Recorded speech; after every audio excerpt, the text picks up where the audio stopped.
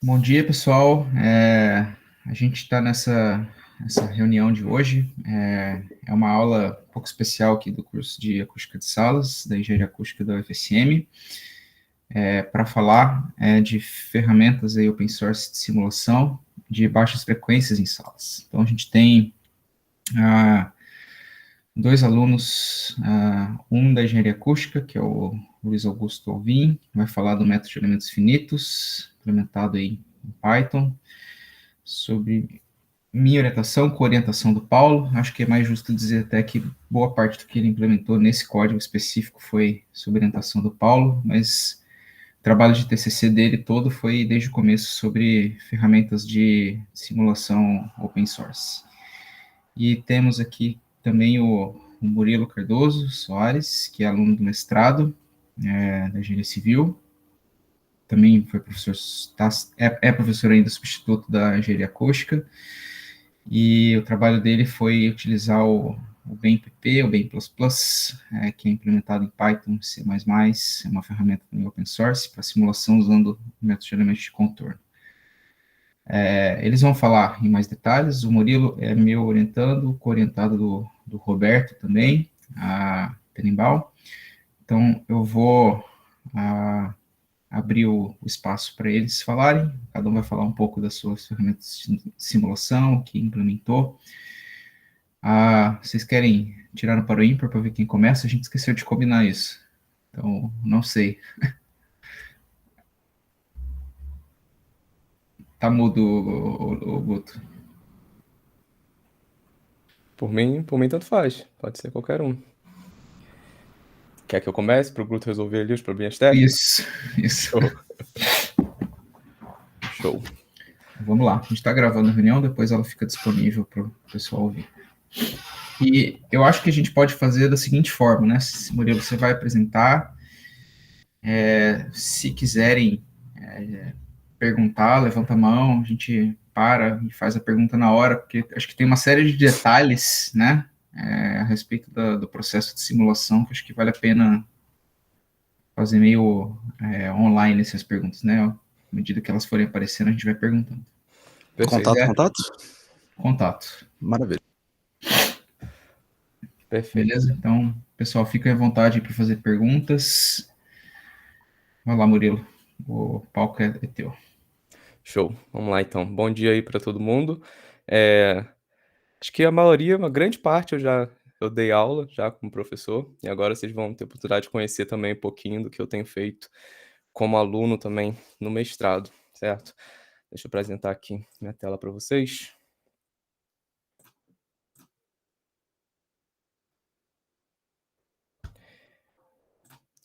Eu preparei uma pequena apresentação, que a gente vai ver alguns resultados e tal, e eu preparei aqui também um notebook aqui no Google Colab, onde a gente vai ver as etapas de simulação, o que eles precisam definir e tudo mais. Então, o meu trabalho é sobre essa parte de baixa frequência, tanto o meu quanto o do Guto. Ele usa o FEM, métodos de elementos finitos, e eu uso métodos de elementos de contorno, o BEM. As duas ferramentas assim externas que fazem parte da implementação que eu estou usando são o BemPP e o Gmesh. O BemPP é a biblioteca de métodos de elementos de contorno, que serve para várias e várias áreas, não só para acústica, certo? Você pode aplicar isso em problemas de eletromagnetismo, enfim. Pode aplicar os mesmos operadores, a mesma base em problemas de diversas áreas. E o de Mesh, que é usado para gerar geometria e futuramente depois também lá dentro do próprio código, gerar as malhas que vão ser usadas na simulação. Deixa eu mostrar aqui para vocês o site do BMPP. Eu não vou entrar muito em detalhes sobre a ferramenta em si, mas só para vocês conhecerem e depois, se quiserem se aprofundar, vocês pelo menos já viram a cara e sabem do que se trata. Então essa aqui é a página principal, site bempp.com, não poderia ser mais simples. E aqui é a home, a página principal, e ele fala aqui sobre os tipos de problema que você consegue resolver. Ele tem aqui alguns tutoriais também, que vocês, se vocês quiserem, depois vocês podem dar uma olhada. Então, é um site bem completinho. E tem aqui também sobre o processo de instalação. Então você pode instalar diretamente no seu computador, se você for resolver algum outro problema, usar o BMPP também, existe processo de instalação no próprio computador. No caso aqui, como as simulações que eu estou fazendo estão sendo feitas no Colab, o que eu estou fazendo é importar diretamente, clonar as informações que tem no GitHub. Então, estou abrindo lá o repositório do BMPP no GitHub e estou clonando todos os módulos e tudo mais aqui para dentro do notebook do Colab. Essa é a abordagem que eu estou usando. Deixa eu só complementar um pouquinho aí, Murilo, já. A abordagem que o Murilo está usando aqui no Colab é o Google Colab, que é uma ferramenta de simulação que usa basicamente os servidores aí da Google para rodar os casos. Então, ele não está rodando localmente no computador dele, ele está rodando na famosa nuvem, né, usando o computador do Google para rodar e salvando a simulação no Google Drive dele, salvando os resultados no Google Drive. Isso aí. A gente tem, deixa eu conectar aqui, clicando aqui em cima. A gente tem, é meio limitado a quantidade de hardware que a gente tem. Ele geralmente libera esses valores aqui, que são 12 GB de memória RAM e 107 GB, 100 GB de HD. Mas, dependendo da boa vontade dele, também libera mais memória RAM, até 25 GB. Existe a possibilidade de você pagar também, acho que é R$ 59,90 por mês. E aí você vai ter acesso a um hardware mais rápido, certo? E a mais memória RAM, mais disco, enfim. Então, mas o mais simples caso é esse aqui, que é geralmente o que ele libera, 12 GB de memória RAM e 100 GB de HD. Isso é realmente muito útil, porque você consegue deixar ele rodando aqui na nuvem, você pode usar o computador para outras coisas. Acaba trazendo alguns outros probleminhas também, porque se você deixar a página parada aqui, ele vai te perguntar se você está aqui ainda, você tem que clicar, às vezes ele desconecta sozinho, se der qualquer picozinho na internet ele desconecta, e você tem que recolocar para simular novamente. Mas a questão de você não precisar usar o seu computador e ficar com ele parado fazendo simulação acaba sendo maior do que todos esses outros probleminhas causados.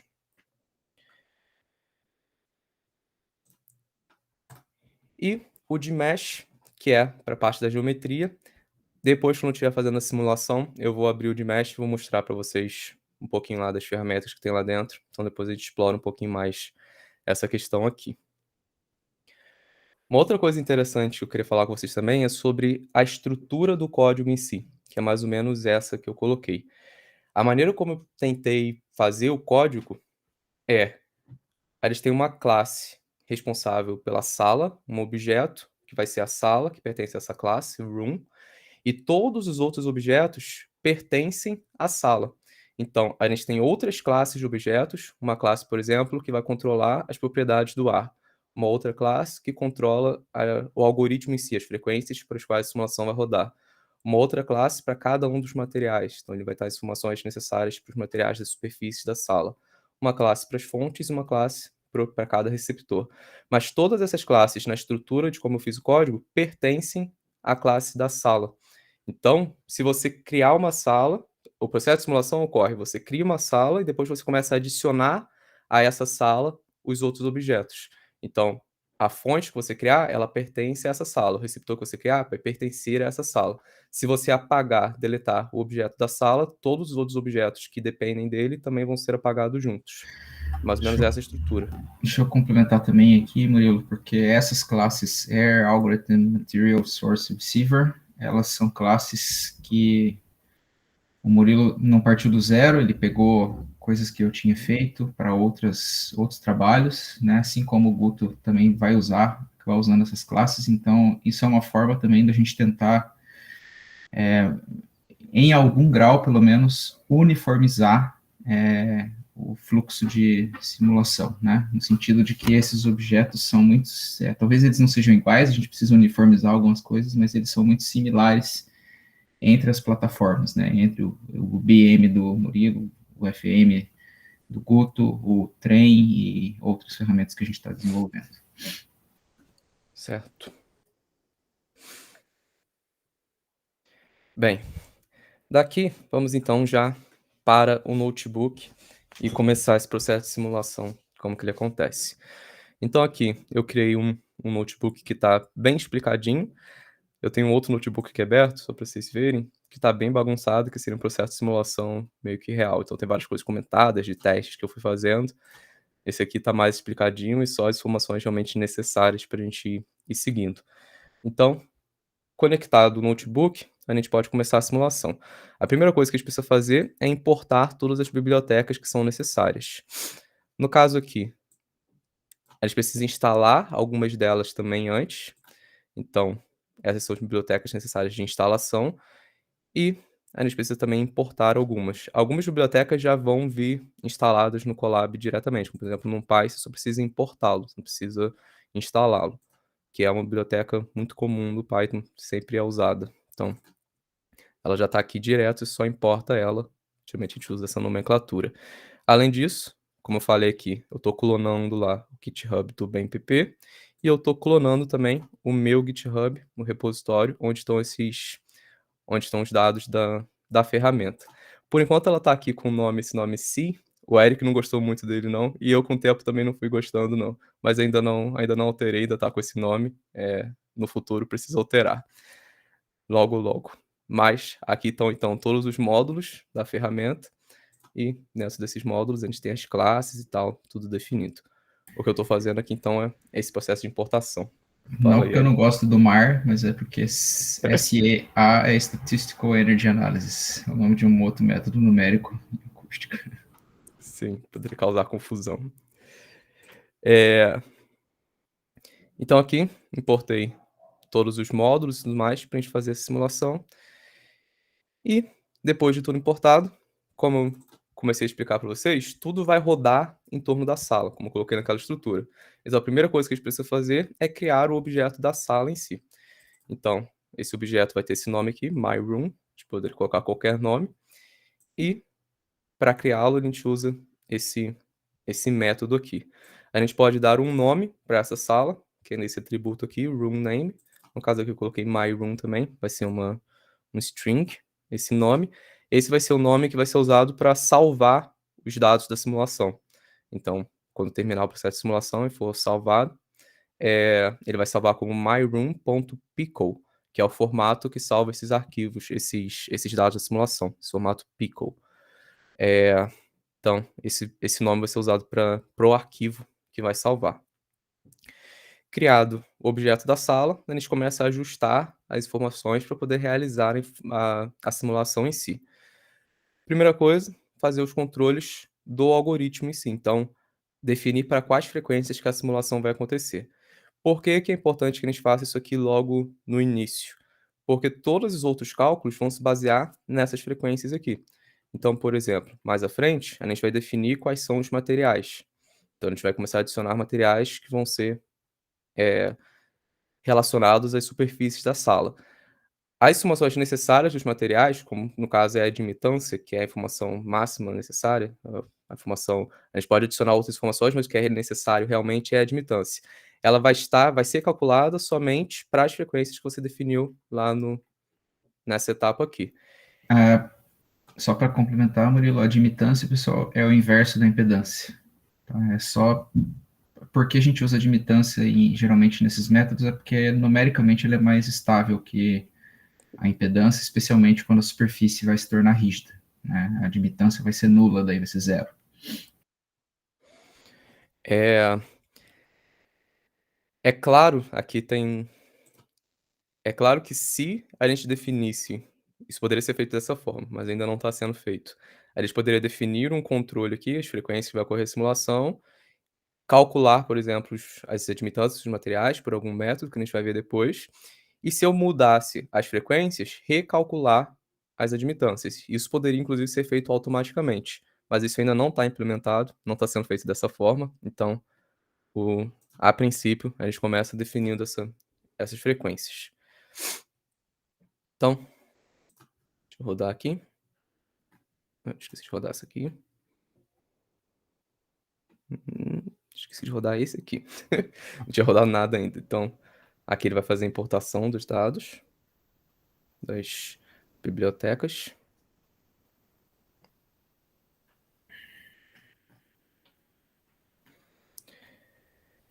Deixa eu ir falando aqui embaixo, que demora geralmente ali 1 minutinho para fazer toda essa importação. O próximo passo, depois dessa questão dos algoritmos, é aqui, a definição das propriedades do ar em si. O que importa realmente na simulação, no final das contas, é a velocidade de propagação do som e a densidade do ar. São essas duas informações que realmente importam. Mas a gente tem também outras informações dentro desse objeto, ar, que são a temperatura, a umidade relativa e a pressão atmosférica. Por quê? Porque dependendo dessas informações de temperatura, umidade relativa e pressão atmosférica, você consegue recalcular os valores da velocidade do som e da densidade do ar.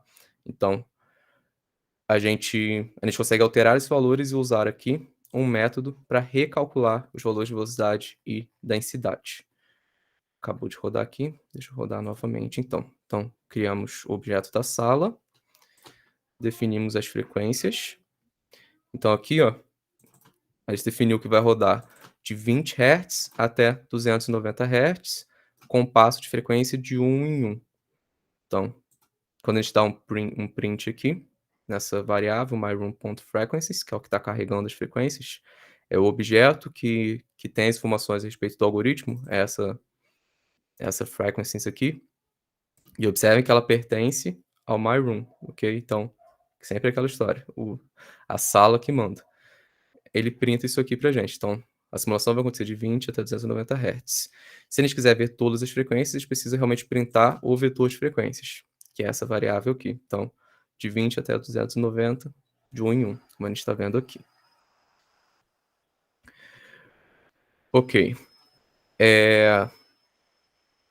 Então, voltando aqui para essa parte da questão do ar, a gente tem velocidade de propagação e densidade, temperatura, umidade relativa e pressão atmosférica.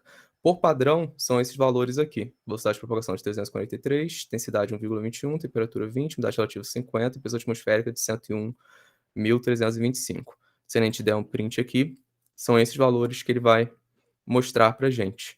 Então, se você não alterar nada, se você nem fizer nada nessa variável, nessa parte do controle das propriedades do ar, são esses valores que vão estar pré-estabelecidos.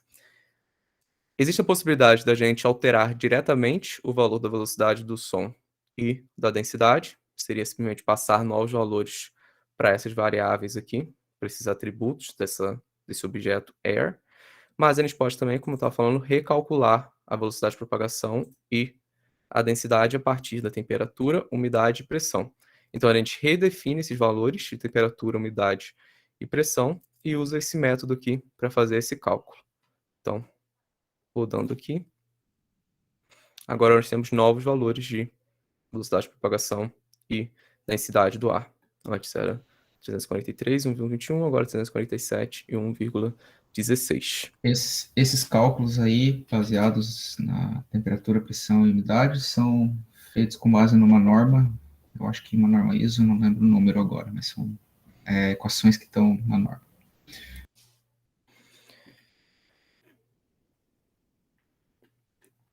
Próximo passo, adicionar a geometria. Então, esse método aqui, myRoom.addGeometry.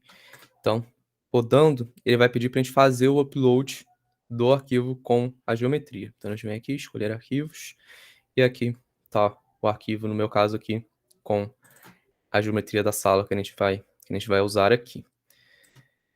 Vamos dar uma olhada nessa geometria para a gente ter esse contato com o Gmesh que eu prometi para vocês.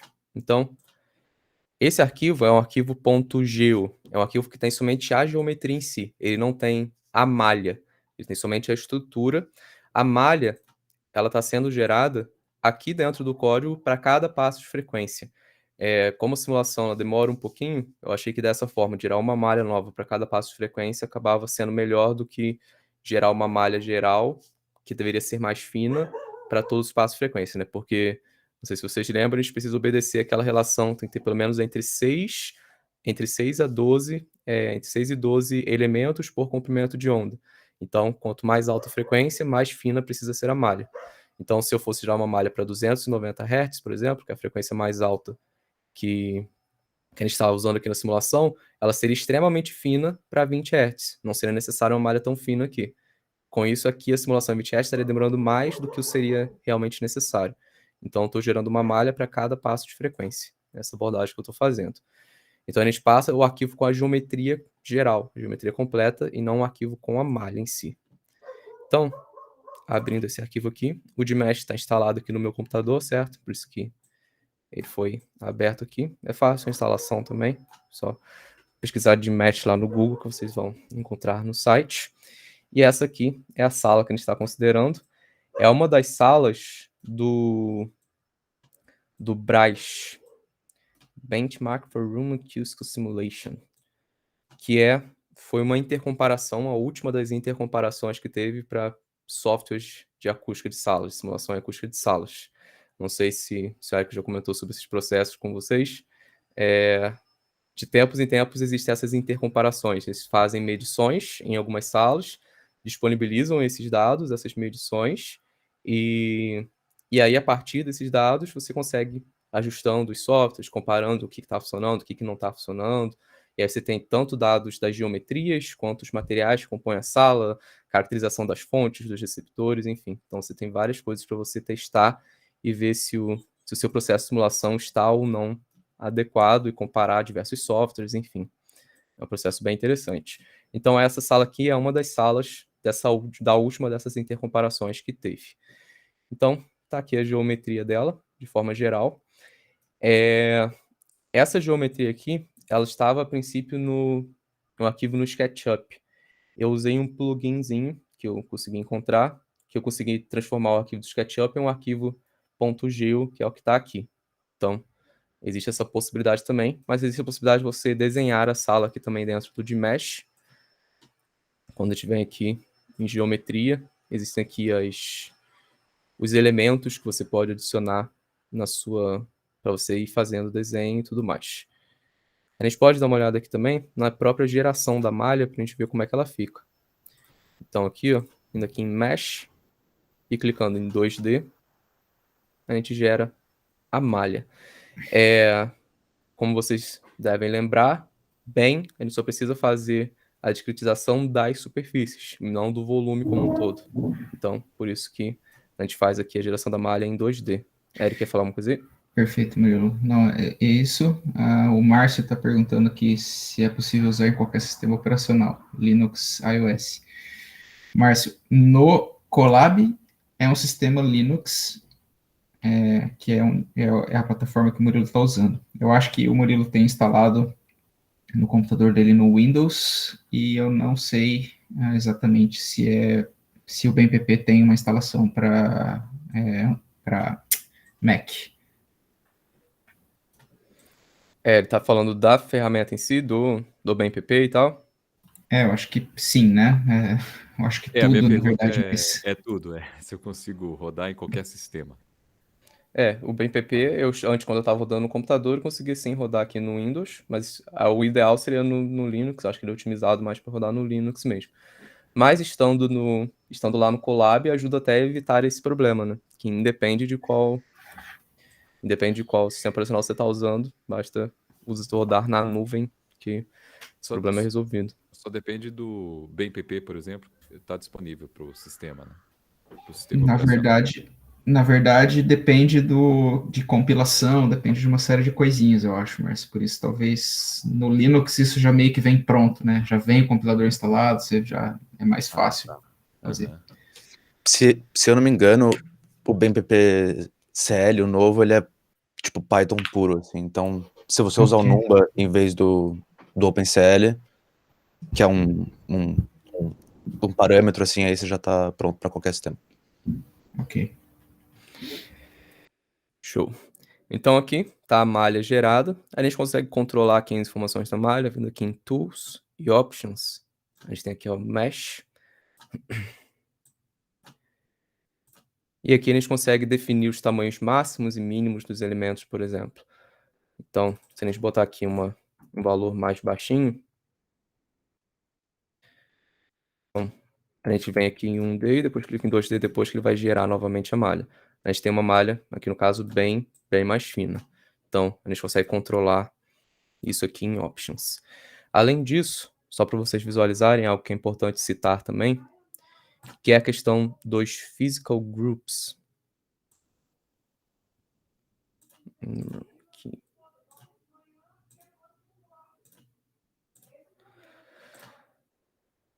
Deixa eu gerar uma malha menos fina aqui, para não ficar tão...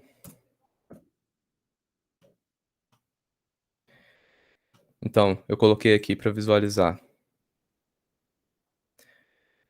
as faces, só para ficar mais fácil a nossa visualização também. E aqui, ó, eu vou colocar as cores por physical groups. Ok. O que são esses physical groups? Com duas cores muito parecidas ali.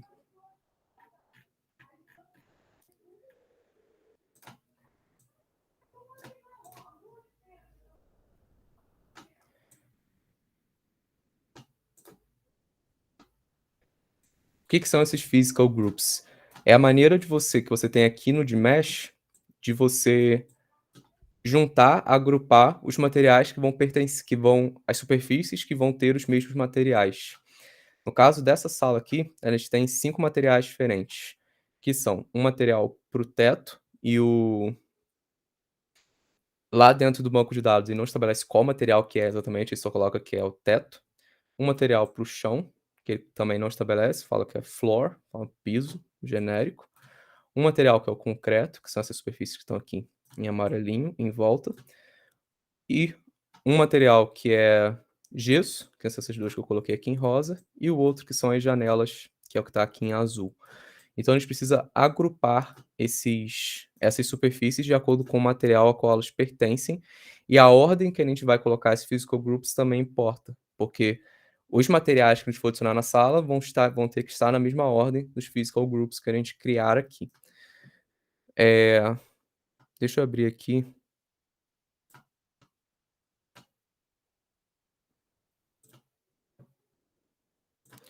O script, que esse arquivo da geometria aqui nada mais é do que todas essas informações que a gente tem aqui, ó. E aqui dentro, ó, o que a gente tem são exatamente esses physical groups, ó. Então, estão colocados aqui em cada um deles, cada uma das superfícies, de acordo com a numeração delas. A gente pode fazer essa seleção aqui, deixa eu lembrar onde que é isso aqui, physical groups, add physical groups. Então, a gente consegue fazer essa seleção manualmente aqui. No caso, já está pronto, então a gente consegue visualizar aqui no script do arquivo em si. Então, observem que todas as superfícies estão agrupadas aqui de acordo com o material ao qual elas pertencem, e mudando a visualização, que foi o que eu fiz aqui, eu botei para a gente visualizar por physical groups, então cada physical group vai ter uma cor, e a gente consegue verificar se isso está correto. Aqui está parecida a cor, mas é outra cor, tá? Aqui é quase um laranjinha, aqui é amarelo. São dois materiais diferentes aqui. Então, é mais ou menos essa a estrutura e como é que a gente lida com o Gmesh, ok? Vamos, então, voltar para cá e começar, então, essa parte da definição dos materiais. A gente tem aqui 5 physical groups, que vocês viram aqui, né, que eu falei para vocês. A gente precisaria, então, adicionar 5 materiais à sala e na ordem que eles foram adicionados aqui. Então, a gente precisaria primeiro adicionar o material do teto, depois o material do piso, o gesso, o concreto e o material das janelas. Essa seria a ordem que a gente precisaria fazer. Eu não respeitei essa ordem aqui nesse notebook, certo? Porque eu quero mostrar para vocês as funcionalidades do notebook, não necessariamente a pré-definição dessa simulação aqui. Mas tenha consciência que esse seria o processo correto a ser adotado. Então, vamos lá para a definição dos materiais. A primeira possibilidade que a gente tem para caracterizar os materiais em si é diretamente definir a admitância ou a impedância de superfície, ou a impedância de superfície normalizada. Para isso, basta a gente usar esse keyword argument aqui. Então, você precisa dar o nome do que você está definindo. Você vem maroon.addMaterial e você dá o nome de qual variável que você está definindo. Isso aqui seria útil se você tivesse, por exemplo, modelado o material usando alguma outra ferramenta externa e você já tivesse os dados de admitância ou de impedância que você precisa, e você já joga aqui direto, já criando esse material e dando as informações necessárias. A ferramenta ela já faz direto os cálculos, tá? Se você, por exemplo, der a impedância de superfície, ele já vai calcular a impedância de superfície normalizada e a admitância. Se você der a admitância, você já está tudo pronto, né? Mas ele também calcula a impedância de superfície e a impedância de superfície normalizada. Então, ele já calcula os relacionados que você precisa. Essa seria a primeira possibilidade. Eu não coloquei aqui esses dados, porque seriam dados maiores, provavelmente você teria que importar de algum arquivo, talvez do Excel, enfim, de alguma outra ferramenta que você utilizou. Então, isso aqui seria mais específico. A segunda possibilidade é de você usar os modelos que estão aqui, já dentro da ferramenta. Eu utilizei aqueles modelos dos materiais que estão lá no livro do Eric para materiais porosos, material poroso com uma cavidade de ar atrás, painel perfurado, painel microperfurado e absorvedor de membrana. Então, todos esses materiais estão modelados dentro da ferramenta e você pode, então, adicionar esses materiais de acordo com aqueles modelos. Aqui eu coloquei um deles, que é um painel perfurado. A maneira de você adicionar esses materiais na simulação é sempre a mesma. A gente tem aqui uma variável que são os parâmetros do absorvedor, a gente vai ver o que isso significa, e uma outra que você diz qual é o absorvedor que você está querendo modelar. Esses parâmetros do absorvedor vão ser os parâmetros que entram no modelo. Então, aqui no caso do absorvedor de um painel perfurado, por exemplo, é a espessura do painel, o raio das aberturas. A gente vai dar uma olhada aqui no código para ver o que é cada um deles. Então, deixa eu rodar aqui e ele vai fazer o cálculo desse modelo para um painel perfurado com essas especificações aqui. Vamos dar uma olhada aqui no código para a gente ver quais são esses modelos disponíveis. Eu acho que é legal também que a gente já tenha um contato aqui com o código na fonte. Então, aqui dentro do repositório, a gente tem esse módulo aqui, Materials, onde está a classe dos materiais em si. Então, observe que ele é uma classe, a classe dos materiais, a classe Material aqui, é uma classe totalmente separada das outras. Apesar dela ser criada dentro da classe da sala no processo de simulação, ela é independente. Então, você pode criar um material independente de uma sala, mas no processo de simulação ela é criada dentro da sala. Mas você poderia usar isso aqui, por exemplo, em alguma outra simulação, em alguma outra ferramenta, porque ela é independente. Então tá aqui os modelos dos materiais. Material rígido é o mais... todas as admitâncias sendo 0. E aqui embaixo a gente tem realmente os modelos que importam.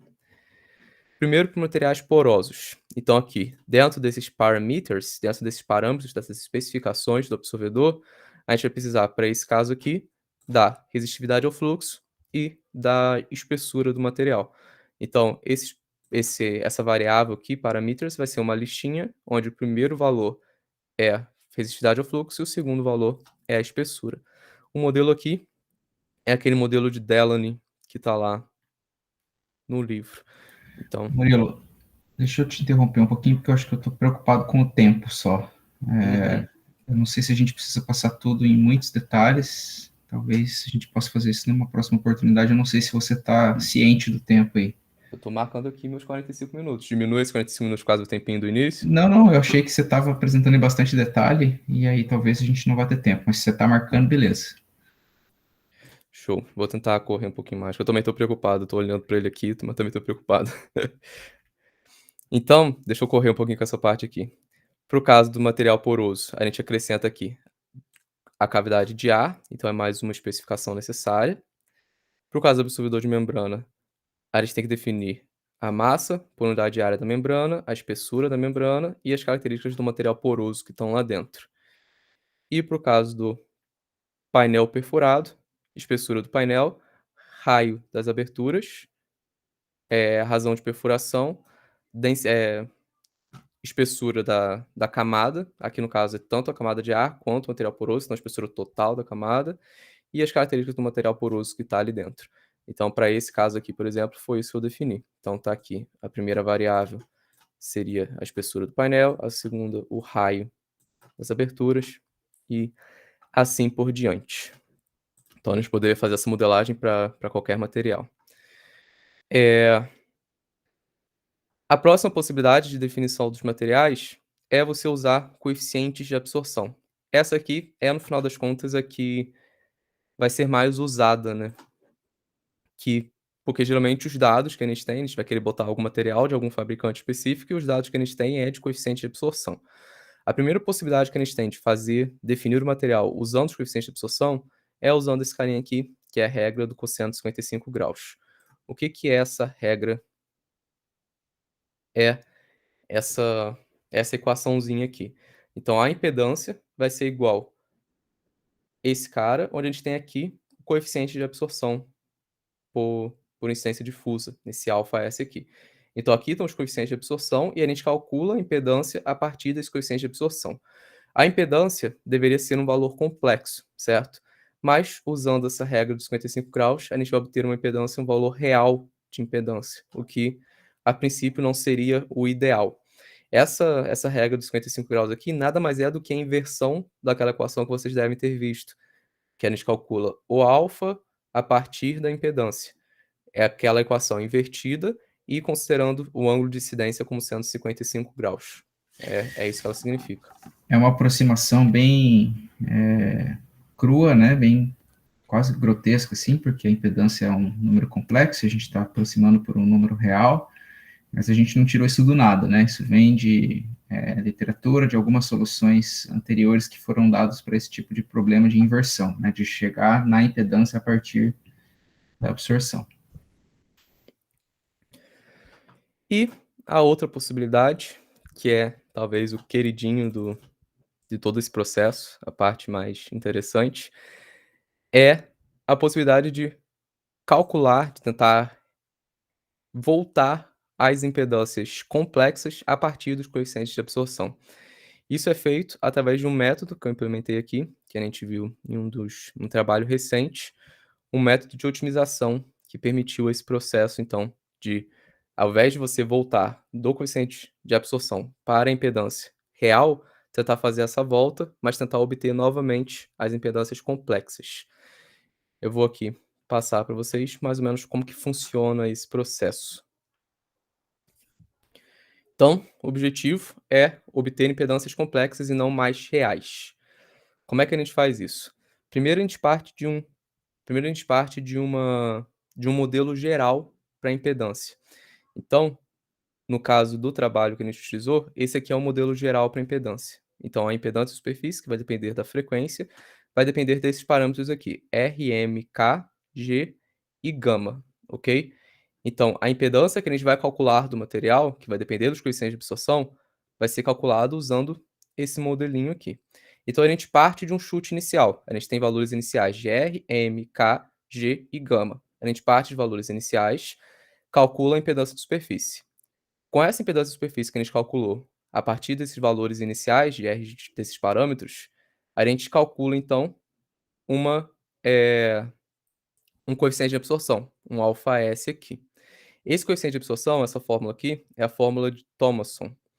No caso aqui, ela considera, o que ela tem de especial, é que ela considera essa impedância de radiação aqui, esse ZR, que serve para considerar as dimensões da amostra que você tá considerando para o cálculo do coeficiente de absorção. Então, impedância de... É uma impedância de radiação que considera o tamanho da amostra. Isso. Então, partir de um modelo geral, tem valores iniciais de R, M, K, G e gama. Calculei uma impedância inicial. Calculei coeficiente de absorção a partir dessa impedância inicial. A partir, então, desse coeficiente de absorção que eu calculei aqui, eu comparo eles com os coeficientes de absorção que eu sei do material. Então, é esse αin aqui.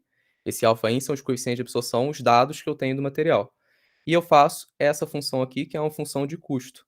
O que eu quero aqui é minimizar essa função de custo. Quando minimizo essa função de custo, eu estou minimizando a diferença entre o coeficiente de absorção que eu sei do material e o coeficiente de absorção que eu calculei a partir dessa impedância aqui. Então, eu faço esse cálculo e vejo qual que é essa diferença.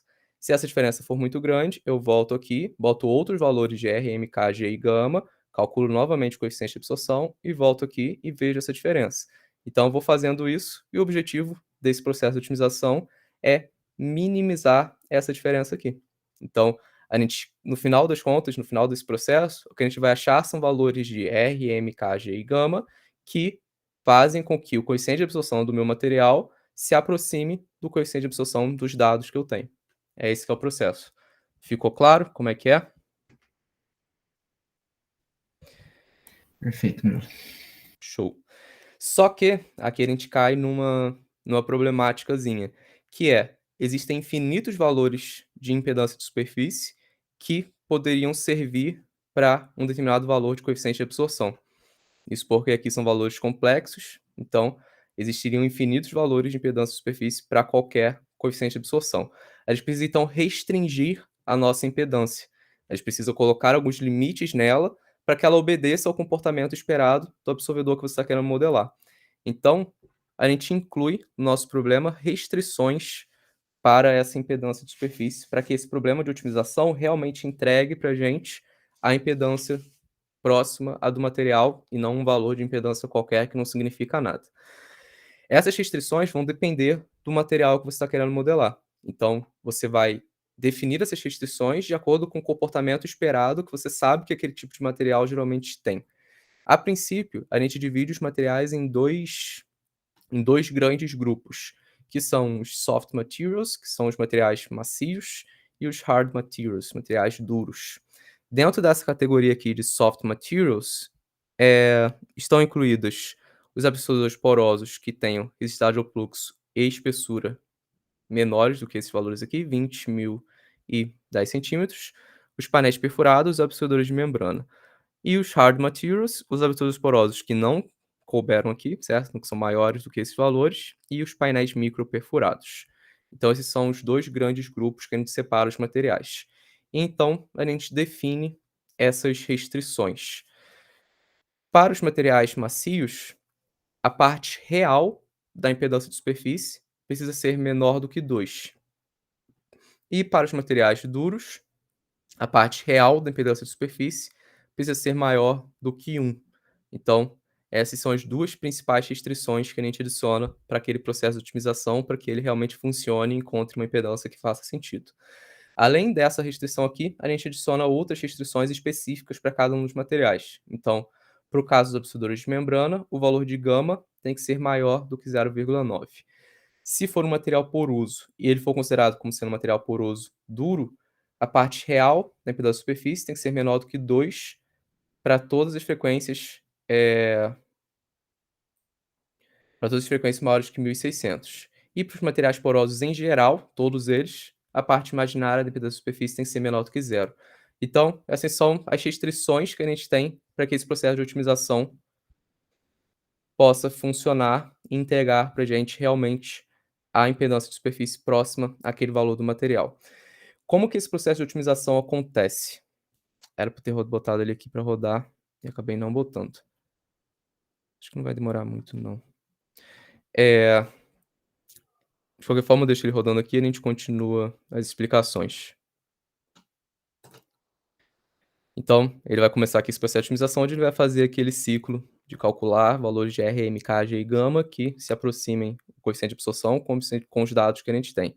Esses dados que eu peguei aqui são dados de um absorvedor aqui, que eu encontrei de um fabricante, então eu coloquei esses dados aqui para servir como exemplo para a gente. A princípio, esse processo de otimização ele deve acontecer para essas bandas de oitava aqui, ó. Então você dá para o método quais são as bandas de oitava e quais são os coeficientes de absorção nessas bandas de oitava, então esses são os dados iniciais que você tem. O trabalho original que a gente se baseou para implementar esse método, ele utiliza essas bandas de oitava aqui, então de 125 até 4.000 Hz. A gente, nos testes que a gente fez, nos resultados que a gente está gerando, a gente expandiu um pouco isso aqui, está usando banda de terço de oitava entre 125 e 4.000, mas o princípio é o mesmo e o processo é o mesmo. Então aqui ele está fazendo esse processo de otimização, realmente demora alguns minutinhos, deixa ele aqui rodando enquanto a gente continua. Existe a possibilidade de a gente listar todos os materiais, depois eu vou rodar isso aqui quando esse processo terminar, então ele vai dar uma lista para a gente dos materiais que a gente incluiu. A gente pode deletar os materiais e a gente pode escolher a posição do material que a gente quer deletar. Se a gente fizer assim, ele vai deletar todos os materiais que a gente excluiu na simulação. E se a gente der aqui uma listinha, ele vai deletar os materiais que a gente pedir para ele. Então aqui ele vai deletar o material que está na posição 1. Murilo, Oi. qual foi a biblioteca usada na otimização?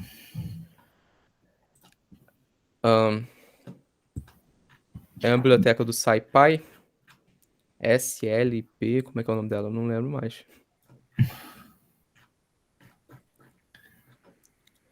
Tá aqui em cima.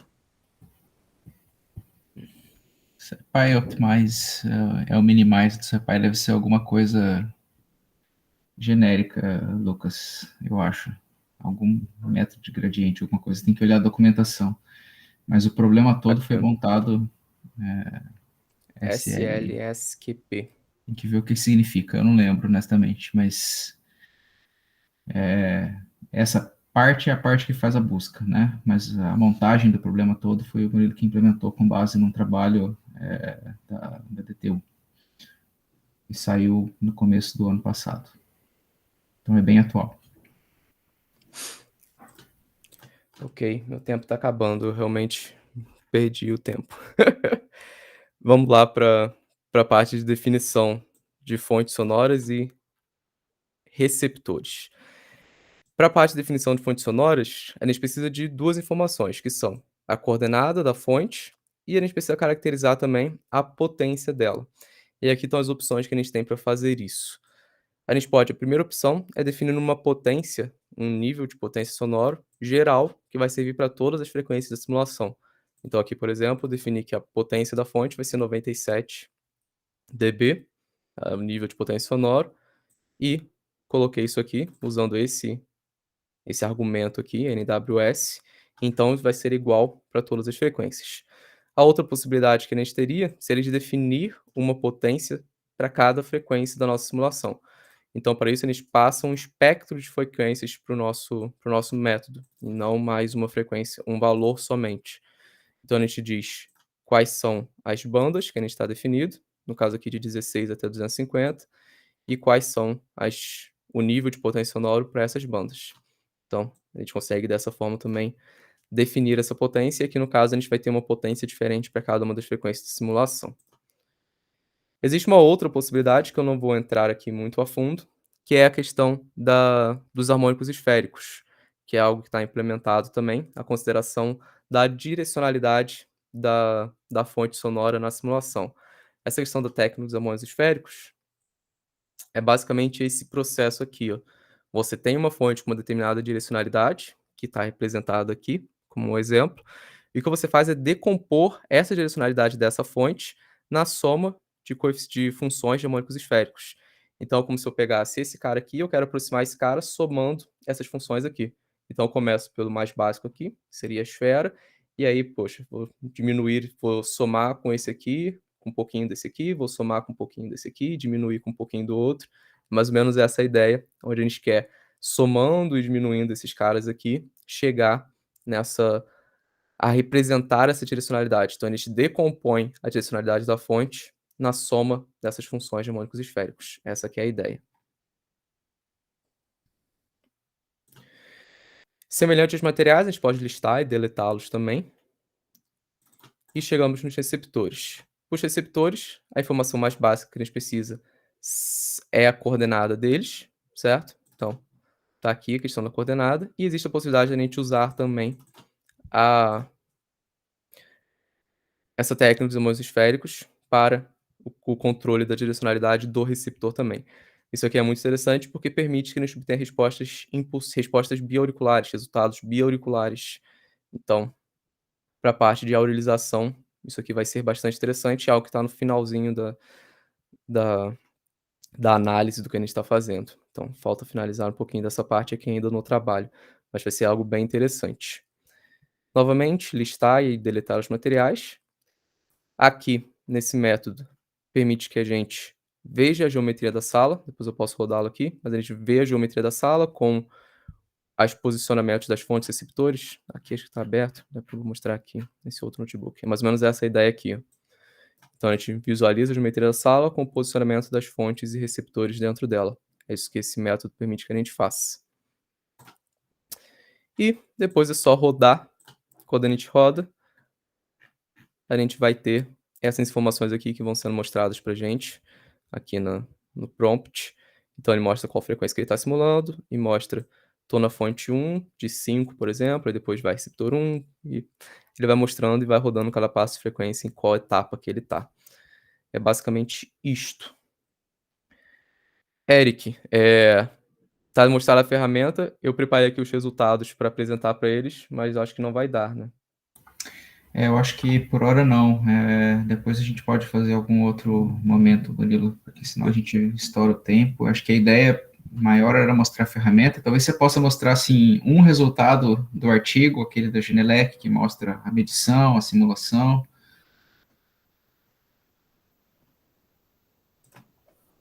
A gente pode comentar bem brevemente sobre isso. Não precisa dar os detalhes, assim, eu acho. Tem o da Genelec. Tem, aqui. Ok. Vou mostrar o... Deu uma bugada aqui nas imagens.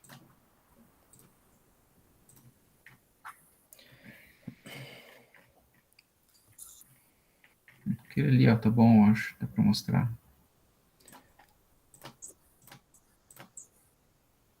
Aqui. Esse aqui é um daqueles resultados para aquela sala que eu mostrei lá para vocês, do Braz. E acho que é bem interessante que a gente consegue ver que a resposta, aqui a gente tem a medição, que é a curvinha verde, e aqui a gente tem 2 tipos de coeficiente de absorção, que tem lá nos dados do Braz, mas não vale a pena a gente entrar nessa discussão agora. E aqui, laranjinha e azulzinho, são os dois resultados das simulações. Então, percebe que a gente consegue prever bem próximo os modos acústicos, a magnitude deles e a localização em questão de frequência. Acho que a coisa, só para complementar até, em termos dos resultados, a coisa da estimativa da impedância, que o Murilo comentou, né, por número real ou pelo método de otimização, a grande diferença que a gente observa, na maior parte das vezes, é que numa sala mais amortecida, né, essa figura aí, Murilo, por exemplo, né, Eu tô colocando grande, ela tá sumindo, deixa assim pequenininha. deixa assim, então. Então, quando a gente considera a impedância real, né, essa curva laranja aqui, a gente tem um desvio do dado da medição de referência, né, do dado de referência. E quando a gente tem uma impedância complexa, a gente representa um pouco melhor o dado de referência. Isso quando a sala é mais morta, né, tem mais absorção. E principalmente na fase, esse efeito é bem característico, porque usando a impedância real, a gente observa um desvio de fase ali em baixa frequência, né? Então, essa questão da impedância, ela parece ser importante e bastante mais importante quando a gente tem uma sala mais morta, né? É uma das conclusões interessantes do trabalho do Murilo, mas como vocês podem, acho que, observar aí, tem bastante trabalho ao redor dos resultados, né, para chegar até eles. Tá? E tem mais coisa também implementada, como direcionalidade, que ele nem entrou em detalhes. A simulação em si, com o BM, ela demora um pouquinho para rodar, né, Murilo? É uma simulação computacionalmente bem custosa, né? Mas é parte do método, né? Parte do fato de que o método usa matrizes cheias, né, não são matrizes esparsas, então a gente precisa gastar tempo computando a matriz, invertendo a matriz, etc. Né? E uma sala não é brincadeira, né? Uma sala tem muitos elementos, né? Especialmente quando a frequência fica alta. Mas obrigado, Murilo, acho que foi bem apresentado. Era esse o objetivo, mostrar a ferramenta. Queria saber se alguém tem alguma pergunta a respeito para complementar. Eu queria fazer só uns comentários rápidos. Manda ver, Roberto. Primeiro, eu quero deixar bem claro que a concepção intelectual desse trabalho, que é da orientação, é toda do professor Eric. Eu sou só um mero coadjuvante. A segunda observação que eu queria fazer é que uma observação que absolutamente não me espanta. A apresentação do Murilo é de uma didática absolutamente sensacional. Você está de parabéns. O teu futuro é ser um professor universitário. Essa é a minha opinião bem definida mesmo. A terceira observação é que nós estamos elaborando um artigo para um periódico, que será um periódico de alto nível, ou Qualis A1 ou A2, ainda a ser definido, com esses resultados que ele obteve, que ele não teve tempo de apresentar. E a quarta observação é que o Brasil está perdendo de 2-0 para a Rússia. Ok. Eu acho que é coadjuvante de luxo, assim, a gente sempre quer, né? Tá bom. Certo, Roberto, obrigado. Alguém tem mais alguma dúvida, observação?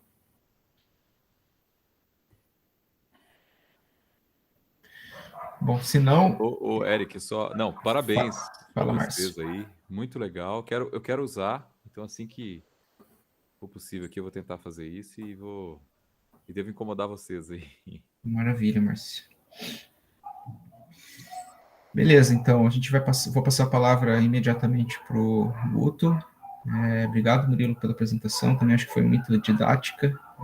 Não dá tempo de mostrar todos os detalhes que a gente quer mostrar, mas com o tempo a gente vai tentando recrutar mais gente para usar a ferramenta, né, para desenvolver mais, para adicionar coisa, etc. Né? A gente tem muita coisa desenvolvida aqui, né, com o trabalho duro de muita gente, e acho que quanto mais gente se envolver e tentar se engajar nos projetos, mais legais eles vão ficando.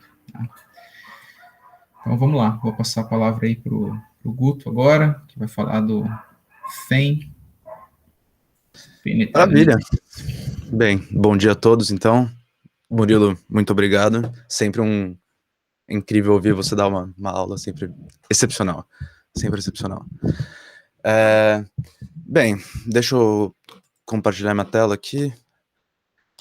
Infelizmente, a minha apresentação não é tão robusta como a do Murilo, mas a gente faz o que a gente pode. Bem, eu vou falar sobre o FEM, então, que foi um trabalho desenvolvido durante a cadeira de Menave, com o professor Paulo, excelentíssimo professor Paulo, que, enfim, meu código aqui, o meu trabalho nada mais é do que... Pode ampliar um pouquinho a tua apresentação? Claro. Dá um zoom na letra aí pra gente conseguir ver. Aí. Posso abrir isso aqui também? Meu trabalho nada mais é do que uma tradução dos códigos do Paulo e uma reformatação eles em Python, / algumas otimizações, e sempre tentando acrescentar alguma coisa, né, para fazer valer. O que eu vou falar então é sobre simulação de baixa frequência, né, em FEM, método dos elementos finitos. E um pouco sobre a otimização também de salas usando o FEM, que é um tópico que me interessa bastante. Bem, isso são slides que eu fiz para um outro evento, mas acho que vale trazer aqui. O nome do pacote é Fender, quem sabe. É um pacote de elementos finitos em Python com foco em acústica de salas. A ideia é simular salas que não são retangulares ou que não têm uma geometria que é facilmente definida por métodos analíticos e ter a oportunidade de usar impedâncias, né, propriedades no contorno dessa sala. E, obviamente, uma plataforma open source e aberta para a gente seguir desenvolvendo e fazendo pesquisa. Então, muitas coisas que eu vou mencionar aqui são muito próximas com as que o Murilo falou, mas, enfim, outro método, talvez tenha coisas interessantes para serem mencionadas aqui. Uma grande vantagem do FEM em relação ao BEM, é que no FEM você define uma malha volumétrica. Isso permite que você faça materiais na sala, por exemplo, sem usar a impedância de superfície do material. Você pode, por exemplo, usar as propriedades do material em si, como, por exemplo, a densidade e a velocidade do som dele. E isso é uma vantagem no FEM que no BEM é muito mais difícil de fazer, até aparentemente existe jeito de fazer, mas é muito mais difícil e muito mais custoso computacionalmente. Aqui tem um exemplo claro, inicial, para mostrar do que a gente está falando, de uma sala sem nenhum tratamento acústico e uma sala com tratamento acústico, com ressonadores de Helmholtz, e poroso e membrana, coisas do tipo. Dá para ver que... Sim, só observação aí nos resultados, que na sala sem tratamento você tem modos ali com ressonâncias muito, com um fator de qualidade ali bem estreito, né? Então os picos ficam muito elevados, as antirressonâncias também, e quando você trata, você amortece os modos, começa a acoplar os modos, e aí você começa a não conseguir distinguir picos, né, na curva de resposta discretos ali, né? Exatamente, né? Que é isso que a gente meio que busca num projeto de, por exemplo, uma sala de controle, assim, que é um lugar que a gente precisa ter uma fidelidade alta na reprodução de baixa frequência. Eu trouxe um pequeno clipezinho para mostrar como se dá a otimização, mas assim que a gente chegar lá, eu mostro para vocês. Antes eu vou mostrar um pouco do Fender, né, do que é. É uma versão um pouco mais vanilla, assim, um pouco menos bonita do que a do Murilo, mas acho que tem alguns tipos de visualização e coisas interessantes aqui que, enfim, acho que eventualmente a gente junta tudo, né? Acho que esse é o plano final, a gente juntar as coisas e ter uma coisa mais sólida e robusta, mas por hora é o que temos. Começar então pela geometria. Aqui eu tô com o software FreeCAD aberto.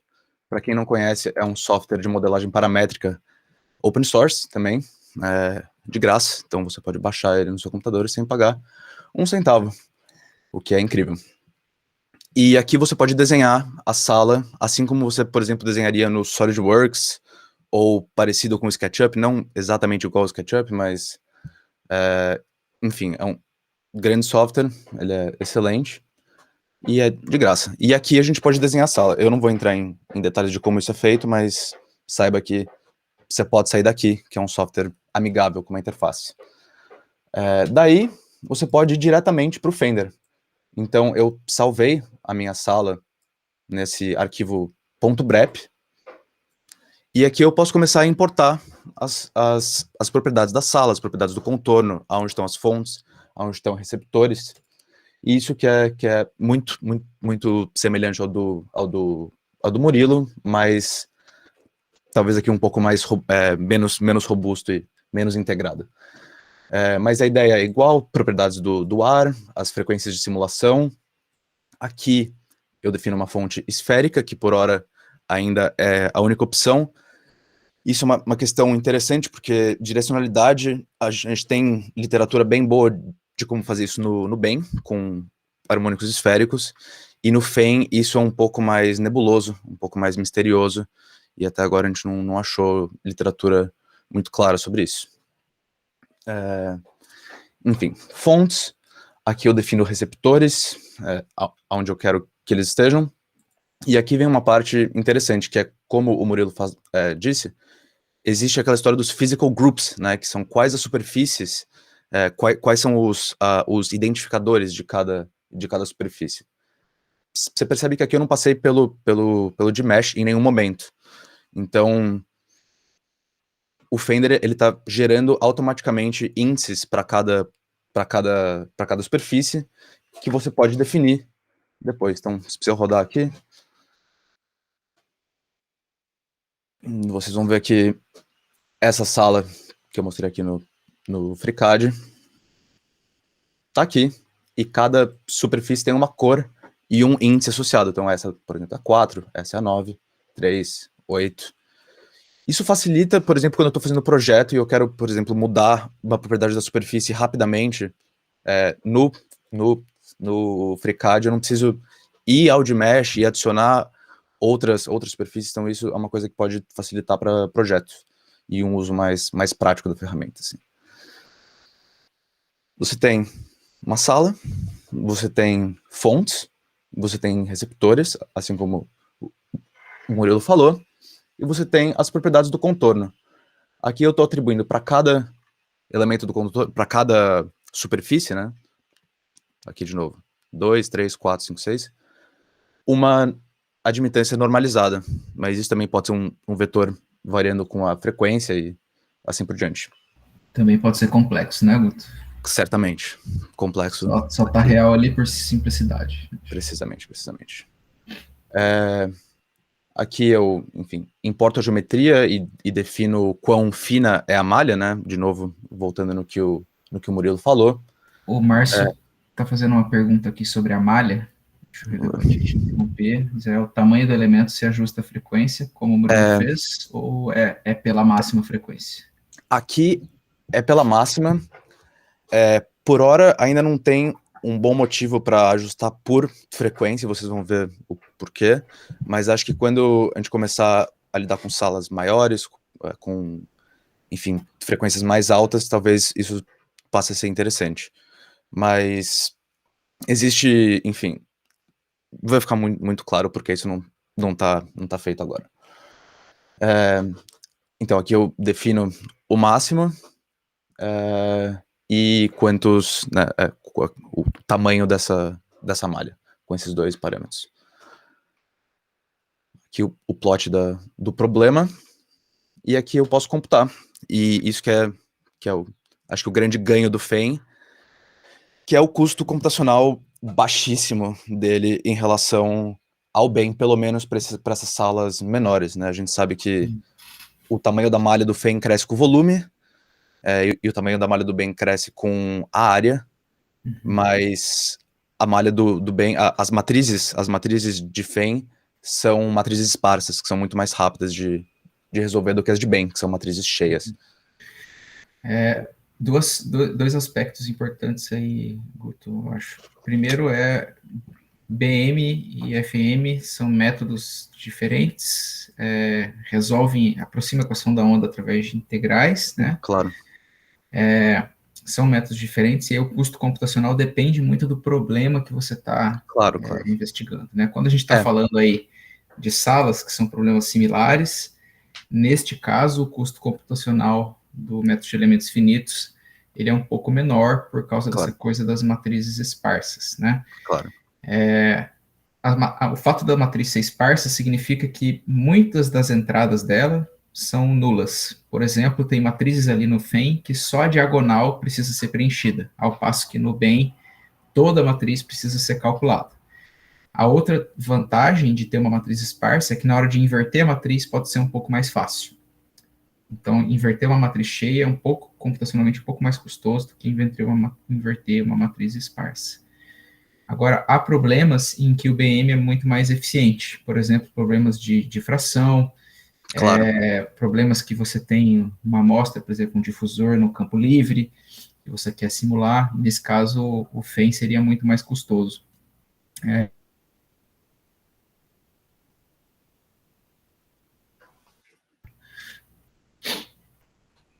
Sim, claro. Aqui, obviamente, falando desse tipo dessa classe de problema que a gente está tentando resolver.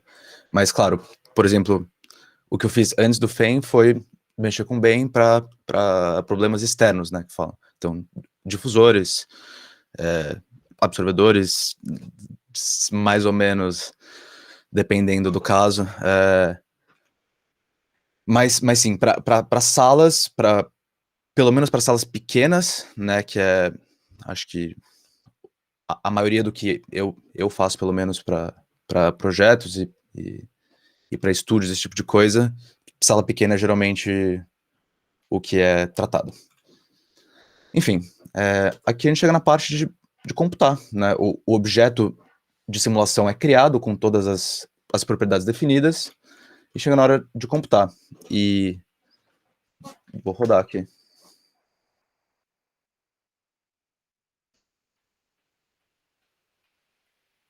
7.266 são nós ou elementos, Guto? Nós, sim. E 181 são frequências, né? São frequências, sim. Tá. Então, de 20 a 200 Hz, uma sala pequena, mas em 14 segundos. Isso que é a vitória. Isso tudo também, acho que é boa parte das funções internas dentro do Fender, assim como no BMPP também, né? Elas são escritas ali com o uso de Numba, né? Que é uma biblioteca do Python, que usa um conceito que chama Just-in-Time Compiler, ou seja, a primeira vez que você roda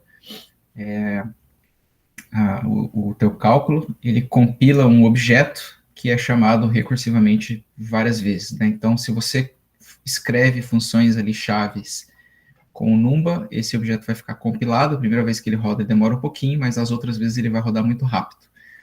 Só que isso requer um pouco mais de esforço de programação, né, para conseguir fazer as funções funcionarem com o Numba.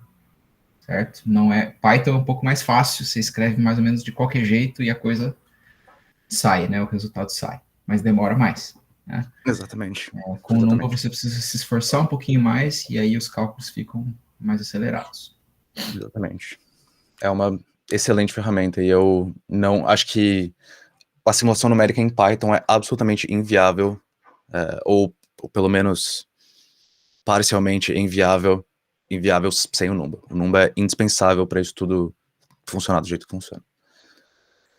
No fim, a gente pode, por exemplo, avaliar a pressão que a gente calculou na posição dos receptores, mas também, o que é útil para projeto e para visualização do que está acontecendo de fato espacialmente na sala, é calcular o campo de pressão em, por exemplo, seções da sala, que é o que eu estou fazendo aqui. Eu escolho uma frequência e eu posso calcular aqui o campo de pressão da sala, por exemplo, no contorno ou na seção na altura das caixas ou do ouvinte, por exemplo, no plano XY e YZ aqui, ou até também Vou explicar direitinho ali, Guto. aqui no...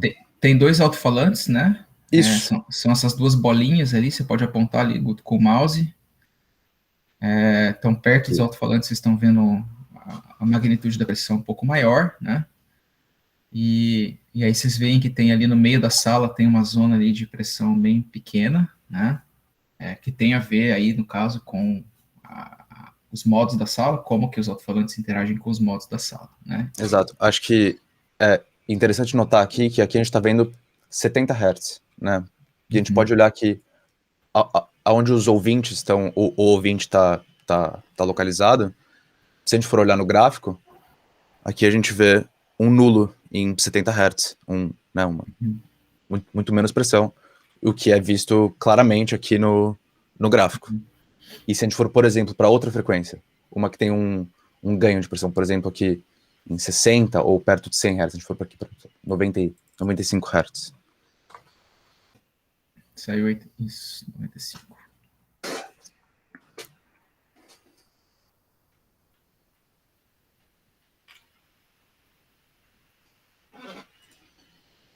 A gente pode ver que a gente está no máximo de pressão, como esperado pelo gráfico, pelo plot de pressão. Então isso é muito legal de ver, e acho que isso, do ponto de vista do projeto, assim, é uma ferramenta excepcional, assim, porque eu sei aonde estão os máximos de pressão, eu sei, portanto, onde são lugares candidatos para botar minhas membranas, ou meus materiais porosos, não, né, mas minhas membranas, meus Helmholtz, placas enruradas, perfuradas, e assim por diante. Seguindo, é exatamente isso que eu vou fazer, é colocar membranas. Então, usando o pacote TMM, que foi escrito pelo nosso querido ex-aluno e acústico de salas excepcional, que é o Rinaldi Petrolli. Ele escreveu esse pacote de matrizes de transferência, aberto, disponível para todos, vou até linkar, se alguém quiser baixar. E isso permite que a gente crie os nossos dispositivos de tratamento. Então aqui, por exemplo, eu estou criando uma membrana, que é composta por uma camada de membrana, uma camada de ar, uma camada de poroso. Eu computo isso, e ele me gera um objeto com todas as propriedades já condicionadas para a simulação. Então, por exemplo, num segundo caso aqui, eu tenho uma... Opa, tem que rodar.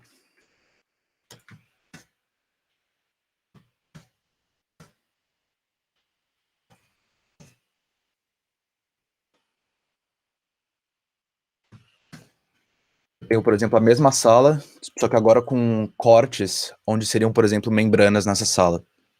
Obviamente um estudo teórico, né? Não é assim exatamente na prática, mas tenho cortes e aqui eu tenho marcadas superfícies onde estão as minhas membranas, cujos objetos foram gerados por esse TMM. Eu posso usar esses objetos gerados e alimentar eles na simulação. De novo, usando aqueles physical groups que o Murilo mencionou. E com isso, eu posso simular a sala de novo, só que agora usando tratamento, materiais de absorção em baixa frequência.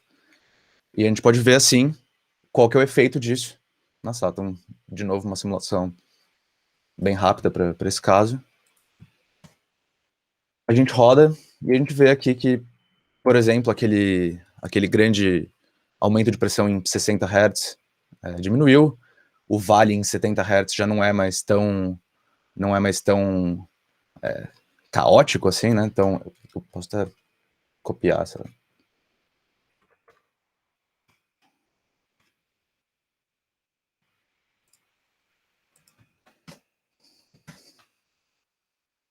Ver lado a lado que as membranas utilizadas, elas realmente amortecem o modo.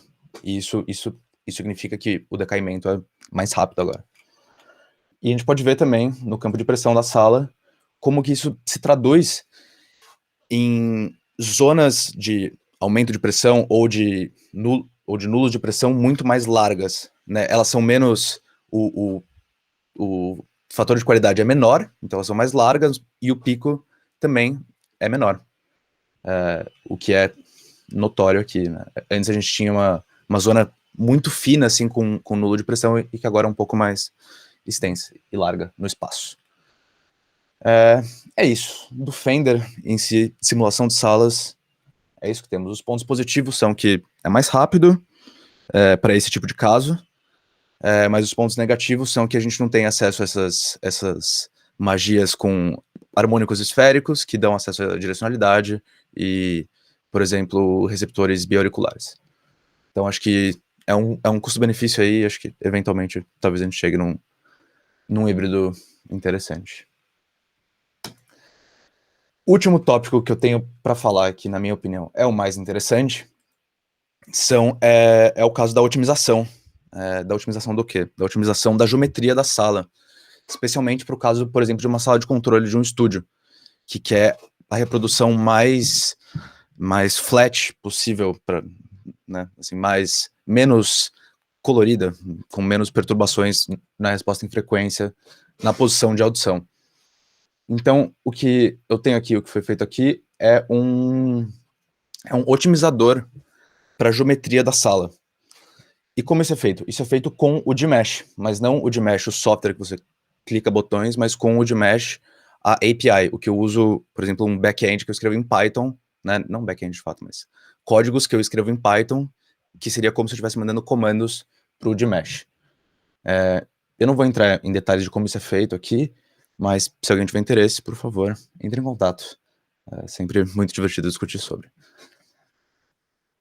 O que temos aqui, então? Qual que é o objetivo? O objetivo é minimizar esse desvio padrão de uma sala, da resposta de um ouvinte na sala. Além disso... Desvio padrão, no caso que você está falando, é o desvio padrão ao longo da frequência? Ao longo da frequência. Certo, então você está tomando o espectro que tem essa variação e tentando minimizar essa variação. Precisamente.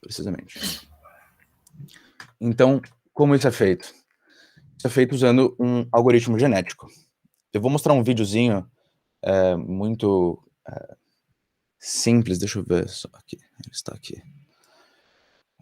Um videozinho muito simples que eu até acho que eu vou linkar aqui, acho que é melhor para vocês assistirem do que eu mostrar na tela. Eu vou mostrar aqui também, mas assistam aí, que é bem mais legal ver isso em uma taxa de frames maior, assim. Esse é o processo de otimização de uma sala. Eu estou variando a geometria e variando a posição de ouvinte e receptor para minimizar esse desvio padrão, né? Para minimizar a coloração da sala. Então, aqui o vídeo, uma taxa de frames horrível, mas vocês assistindo aí, acho que certamente muito mais legal. Enfim, o ponto é que uma sala inicial demonstrada em verde, tem uma variação muito grande, e a sala otimizada em azul tem uma variação muito menor, e seria, de certa forma, muito mais ótima para reprodução, ótima no sentido de otimizada, né, para reprodução em baixa frequência nessa sala.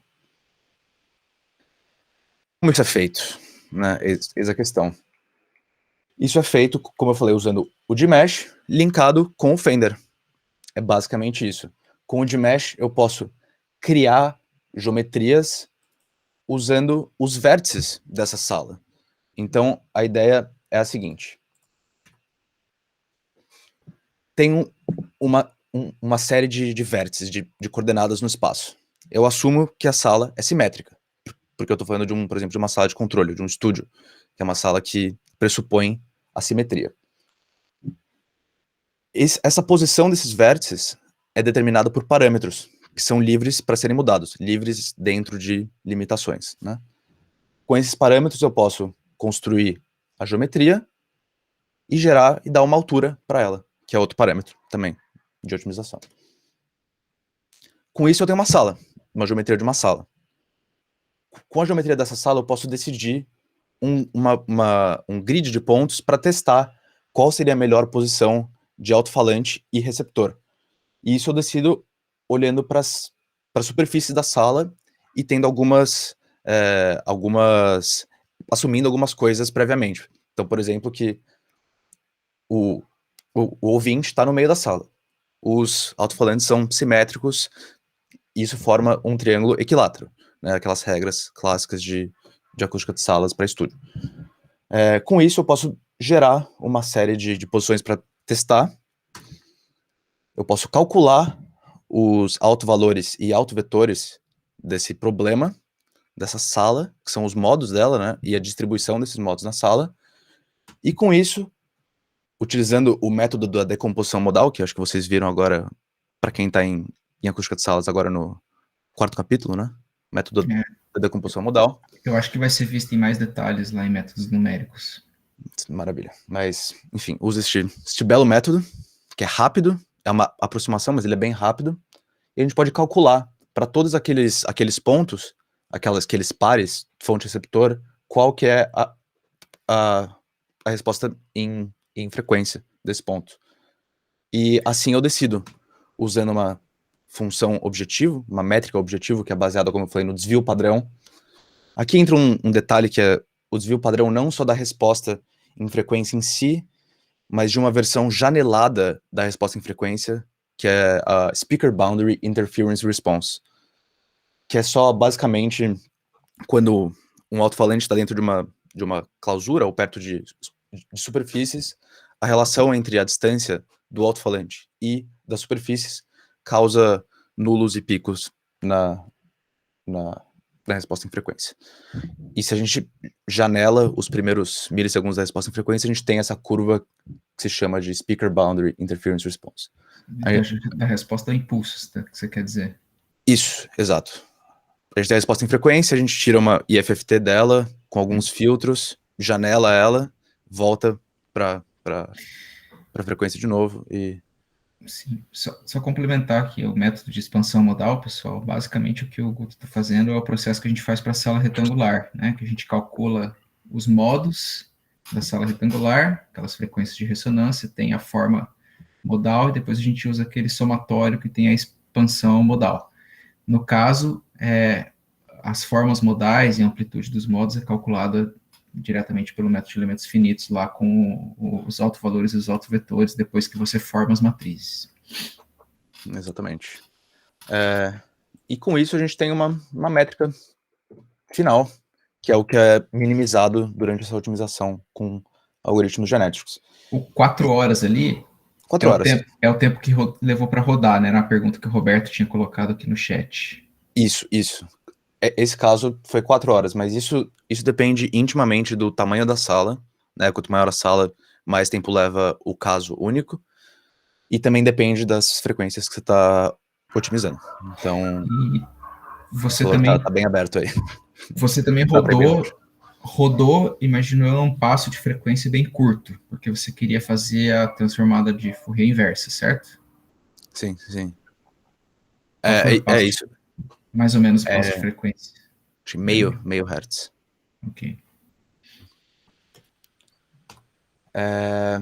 Isso, na verdade, tem um jeito de... um backdoor para calcular isso, que é usar a resposta da janela e convoluí-la na frequência com a resposta da sala, em vez de ter que fazer a transformada inversa. Mas só que é uma janela toda complicada, então a gente não chegou aí ainda. E é isso, acho que agora se vocês assistirem o vídeo de novo, vocês sabem mais ou menos do que está acontecendo, com um pouco mais de detalhes. Mas isso é feito nesses códigos aqui. Eu tô só gerando uma sala inicial aqui muito pequena, com 2 metros de altura, uma coisa bem de teste mesmo. E aqui eu gero várias geometrias diferentes e calcula e gera mais uma geometria e calcula e gera mais uma outra geometria e calcula. Às vezes ele acaba gerando umas coisas muito, muito malucas, assim, mas isso tá 100% ligado a como você dimensiona as restrições da sala, que é sobre o que o Murilo perguntou agora. Essas restrições dão o que falar. Isso é a parte, com certeza, mais experimental, assim, de tudo. É como você define essas limitações. O que eu posso falar sobre a posição de fonte é que eu defino qual que é a distância máxima, a distância mínima que eu aceito entre as fontes e a distância, por exemplo, mínima entre a fonte e uma superfície. Esse tipo de parâmetro, assim. Tem mais alguns, por exemplo, quão longe pode ir na sala, tipo, quão até a distância entre os passos, né, entre cada elemento do grid. Várias dessas coisas podem ser mudadas, assim. Então, quanto a isso, é olhar para os limites da sala e tentar encaixar lá esse grid dentro das limitações que você passou. Quanto às restrições da geometria da sala, isso é um tema mais delicado, porque quando a gente está falando de um projeto de sala, não é só baixa frequência que existe, né? Existe todo o espectro para pensar. Então, a hora que a gente faz uma sala, por exemplo, como essa não, nem como essa também, como essa talvez, que vai fechando para trás, né? Ela vai ter esse formato meio estranho. Isso pode causar reflexões que você não quer em alta frequência. Então, idealmente, você acopla até um outro método, por exemplo, fonte-imagem ou traçado de raios aí junto para otimizar as duas coisas ao mesmo tempo, né? Ou você usa o que você já conhece sobre salas, por exemplo, que a sala tem que ir abrindo para trás até um certo ponto, para você evitar que voltem as reflexões para o seu ouvido e tentar capturar isso nas suas restrições de como você opera a otimização. Temos, claro, também restrições construtivas, práticas, arquitetônicas, né, que Claro. aí entra num outro mundo. Só que isso tudo ainda é relativamente novo, né? Exato. Então a gente não chegou ao ponto de discutir ainda na prática, na arquitetura, por exemplo, quais são essas restrições, né? A gente só está nessa etapa de tentar propor métodos que consigam otimizar a sala, otimizar a posição de fonte receptor, né? E aí, claro, isso depois vai ser refinado. E O Roberto me perguntou ali se você chegou a testar outros métodos de otimização. Sim, eu testei também otimização bayesiana, como um pacote em Python que faz isso. Acabou que não era muito bom o pacote, tinha uma série de limitações. Eu acabei usando um pacote que chama PyMu. Nesse exemplo, até tá usando o pacote que eu estava usando antigamente. Agora a gente está mudando, eu tô mudando os códigos para usar o PyMu, que é uma excelente ferramenta de otimização em Python, bem robusta, com vários algoritmos genéticos diferentes, assim, não tem só um algoritmo fechado, mas você tem evolução diferencial e vários tipos de genéticos também diferentes, assim, que não é só o GA vanilla, assim, o GA... Acho que um aspecto importante a respeito da otimização para comentar, dentro da pergunta do Roberto, é que nós optamos por usar algum pacote pronto, né, que estivesse bem documentado. Porque tem uma série de pacotes por aí, e não necessariamente a documentação deles é boa. Então a gente optou por usar alguma coisa que estivesse bem documentada, porque do contrário a gente tem que depois ficar discutindo em publicação qual possíveis problemas do pacote, que não era coisa que a gente queria fazer. A gente não queria entrar exatamente no método de otimização em si, mas mais na coisa como um todo, né? Tem a sala, tem fonte receptor, otimiza e chega nesse tipo de resultado e discutir isso. Sim. Murilo, um software comercial que tem um processo de otimização semelhante. Você está falando do Room Optimizer e do o pro Windows 95? É desse que você tá falando? Não. É alguma coisa nova que eu vi, uma propaganda esses dias de algum... Nova? Sim. É o Niro? Acho que é isso mesmo, O Niro? O Niro é o software do Rina. É isso mesmo. É o software do Rina. A diferença entre esse e o do Rina, assim, eu e o Rina, a gente é grandes amigos, a gente fala sobre isso o tempo inteiro, assim, a gente vive disso e respira esse tipo de problema. O Niro, que ele é bem, então demora muito mais para esse tipo de caso, e 2, que ele gera uma posição aleatória para fonte receptor para cada sala. Então ele só testa uma posição de fonte receptor para cada sala. E aqui, como eu estou usando o método modal, eu só tenho que inverter a matriz uma vez. E aí todos esses pontos eles vêm muito barato para mim, porque é só uma somatória entre as amplitudes modais e as posições. Então, Isso tudo tem a ver com as características matemáticas dos dois métodos, né? No FEM modal, você tem essa possibilidade de formar as matrizes, inverter e depois expandir com a posição da fonte. Exato. Né? E aí você ganha flexibilidade em termos de avaliar várias posições. No BEM, você tem que formar a matriz e inverter para uma dada posição de fonte. Né? E aí, você mudou a fonte, você tem que inverter de novo. Então, isso torna as coisas um pouquinho mais complicadas no BM. Né? É o tipo de coisa que você só sabe quando você vai lá muito a fundo e estuda bem o método, né? Para poder utilizar. E o Rinaldi também usou, Guto, acho que vale a pena comentar, o BMPP, né? Ele usou o BMPP, sim. Precisamente. Então, ele não implementou o BM, né? Como o Murilo também não fez, né? A gente não implementou um BM, a gente está usando uma ferramenta pronta. No caso do Guto, ele pegou o que o Paulo já tinha implementado em MATLAB e implementou em Python, usou o Numba, fez esse tipo de trabalho, né? E aí a gente tem uma ferramenta, FEM, que a gente ganha um pouco de flexibilidade no que a gente consegue fazer com ela, porque foi a gente que fez, né? Nesse sentido, eu acho que tem um ganho também, né? Exato. Aqui eu parei a simulação, só para... Mas é isso. Acho que esse é o escopo da onde o Fender atua. Então, desde para projeto de salas, uma coisa mais pragmática, até para uma loucura mais acadêmica, talvez, mas que, obviamente, tem aplicações. Inclusive, já estou usando isso para fazer um projeto de sala agora. É incrível você poder apertar um botão e tirar uns resultados. Assim, isso é muito legal você ter trabalhado durante tanto tempo para poder chegar e apertar um botão que resolve os seus problemas. Assim, é excepcional e emocionante. Então, acho que vale agradecer demais o Eric e o Paulo por tudo isso e, enfim, porque sair dessa jornada com uma ferramenta como essa é incrível e eu não esperava isso. Ótimo, Guto. Obrigado pela apresentação. Também acho que foi bem didática, mostrou aí a ferramenta. Queria saber se alguém tem mais alguma pergunta. Eu tenho. Fala, Márcio. Nesses exemplos aí que o Luiz mostrou, o volume das salas é igual?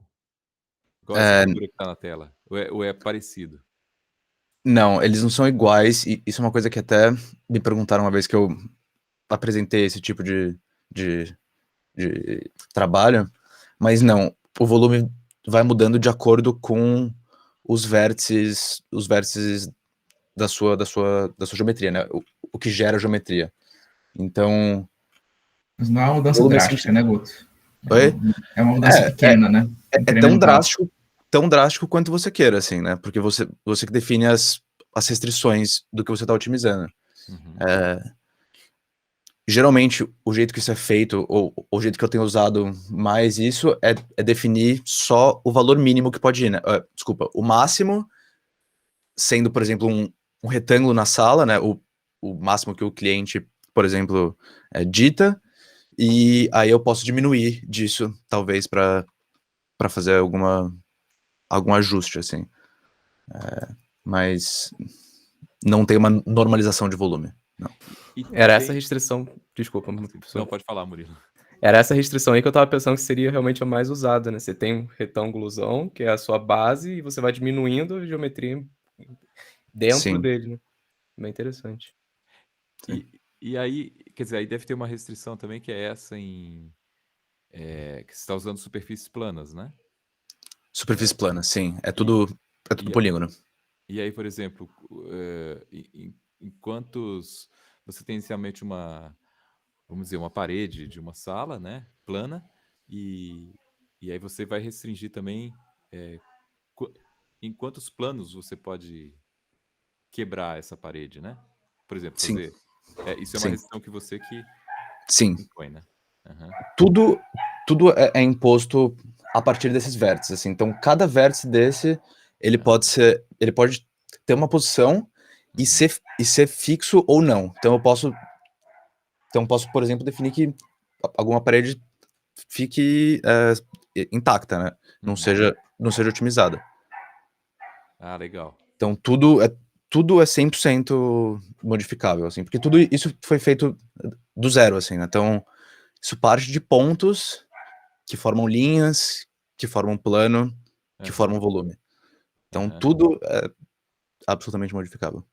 E a otimização é feita... Você tem algumas funções de transferência, né? Sim. Entre pares de ponto. Você tem alguns pares de ponto, né? Eu tenho pares fonte-receptor. Então, cada um desses é um par que eu calculo a função de transferência e calculo a função objetivo para cada um desses pares fonte-receptor. 2 fontes e um receptor. Né? Nossa, é bem legal. Bem legal. Muito obrigado. Bom, parabéns para vocês pelo... Eu tenho mais perguntas, mas eu não vou fazer agora. Eu acho que a gente tem tempo apenas para mais uma pergunta, porque todo mundo tem aula, eu e o Márcio, a gente tem defesa uma, então o tempo está apertado.